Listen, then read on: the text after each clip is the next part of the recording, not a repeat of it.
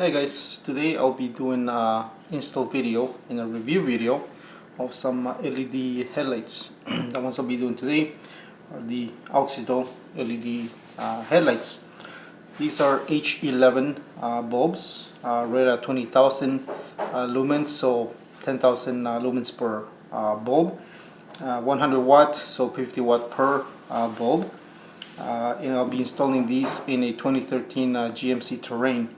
So just gonna try these ones out. I'll post the links in the description to these bulbs, but always I'm looking to get better light output out of the current halogen lights. So they'll give you some white gloves. You want to put those on to handle the lights. It does have a product manual, as they call it. It's going to show you how to remove and replace with these new lights. But they're pretty much standard how to do this. These are not hard to do. It does show you other ones as well. These guys do carry pretty much any LED headlight, high beam and low beam fog lights, you name it, they pretty much carry them. So definitely check them out. In the description down below, I'll post the link to these specific lights as well to the store, so you can check them out if you want some for yourself. But anyways, here is the lights themselves. So let's pull one out. So one thing you will notice, yeah, they're definitely heavier than the standard bulb. The back end is definitely bigger, obviously because of the heatsink, as well because of the built-in fan. And these lights are rated for 50,000 hours to work. So for comparison, there's the new LEDs we'll be putting in. This is what the standard halogen looks like. So same design, okay, so you line them up like so. Yeah, the lights do line up to where they should be, and then so you know, for the space that you need in the back, so you line them up like this.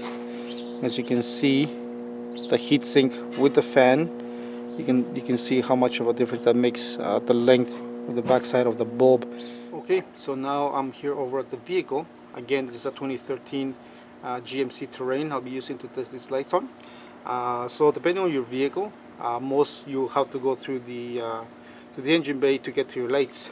This one specifically have to go through the fender wheels to get to this light. So if you're doing this vehicle, this is how you do yours. You want to grab this driver's side, you want to turn your wheels over to the right, and you're going to have this cover here. You're going to be able to see it, and there's a T20 screw you want to remove first. So let's do that. Once you get the T20 removed, then we're going to do with the cover. You're going to see it's a triangular shape handle on it. You're going to grab it and turn it towards the outside or to the left, and then get the cover off. So there's our cover.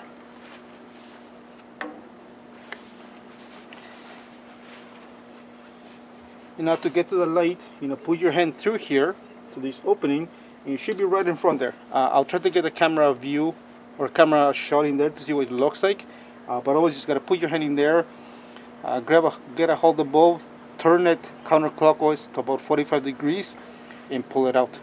Okay, so there's really hard to tell what it looks like, but kind of dark. But there's the bulb. All you're gonna do is turn it counterclockwise or to the left, about 45-degree angle, and be able to remove it. The first thing I'm gonna do again is plug it in. So now, and if you're wondering, on the bottom side here, you can see it there, positive, negative. So that's show you which is which, just in case you're wondering. So let's grab this harness here,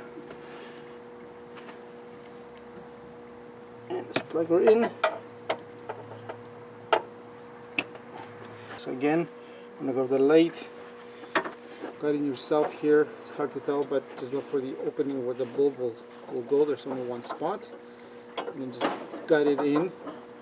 Again, turn it around 45-degree angle, so it should be sitting at. And then once you have it sitting right properly, you'll be able to tell. Push it forward and then turn to the right. And once it's in there, it should be nice and tight, not loose at all. There is the light. There you can see the back side of the bulb, and that's where it's going to be sitting. And so before I forget to show you, before I do the passenger side, There, obviously, on the right is the LED, and on the left is your factory halogen bulb. That's what they look like versus this. So that's, you'll see quite a difference, as you can already tell there by the lumens put out. But anyways, within that, I'll do the passenger side, exact same process as the driver, and there you have it. There's both lights now.